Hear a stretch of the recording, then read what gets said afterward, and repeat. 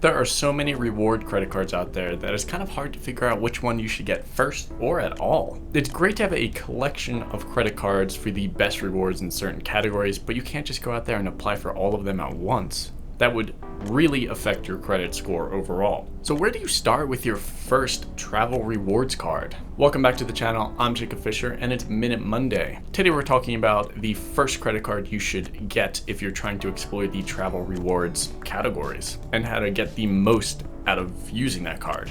It's a relatively simple process to see which card you should get first. You have a selection of maybe 4 cards that I'll name later in the video from a few companies. The company you choose in the beginning is the most important because you'll be racking up the most points with them through sign-up bonuses and just spending in general. The top 4 companies everybody knows, Capital One, Citi, Chase, American Express, all offer great premium travel reward cards. Firstly, figure out what kind of travel you do and where you would rather spend your points.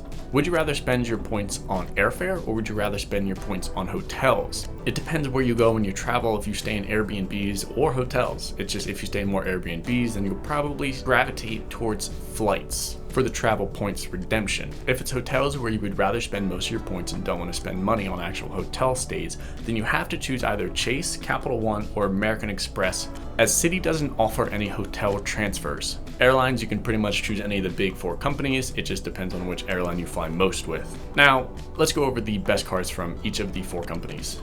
To earn points, that is. If you look at Chase travel cards, you actually don't have too many options. You have the Sapphire Reserve and the Sapphire Preferred. I'm choosing the Sapphire Reserve in this case as the best card and you should get first if you're doing it with Chase. Even with a $550 annual fee, you get so much in benefits that it should effectively pay for itself every single year. Not only that, you'll get 3x points on travel and dining, and Chase has a very broad definition of that. They also have great things with like Lyft right now, and groceries you get 3x points, I believe it is, for a little while. Other things the card offers is a $300 travel credit, which right now you can use towards restaurants, DoorDash credit, TSA pre-check, just to name a few. So really it does pay for itself at the end of the year. I don't think the Sapphire Preferred is better because you don't actually get any more perks out of it despite the lower annual fee. You get less, you get 2x points I should say on travel and dining, but you don't get like pre-check or anything, like one of the cards that I'm going to mention later on. Moving on to American Express, I think the best card to earn points through them is the American Express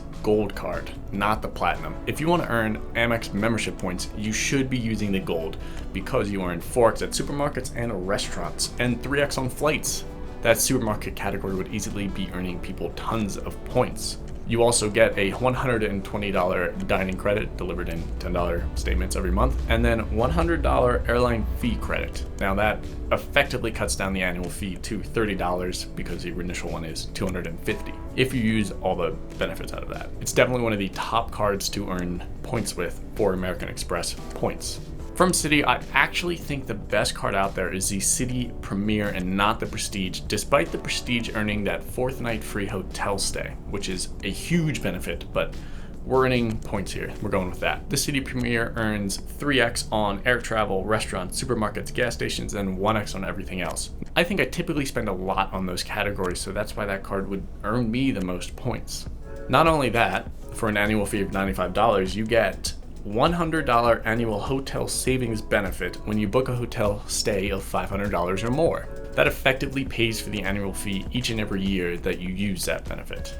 Capital One Venture is the winner for Capital One, even though it has a $95 annual fee. The points you get on it are 2x points on everything, which is just very simple. 2x points on everything, done. But you also get a $100 global entry and TSA pre-check credit every year. Even though you can only get global entry and pre-check every 4 years, you do get that credit every year. This effectively gets rid of the annual fee once every 4 years, which I think is a great benefit to have. Plus, I think TSA pre-check and global entry are must-haves for the travel world. You just run through security so much quicker than without it. Which card and which card company should you go for? Now, I went with Chase because I think that the ecosystem and the points I earn through them are more valuable than other points. Now, that's only because I fly Southwest and stay at Hyatt if I'm ever in a hotel. If you want to check out my Southwest video, you can click in the corner on why I think it's the best airline, but I want to be earning points towards them so I can use them for flying, and then also for Hyatt, so I have to choose something in the Chase ecosystem.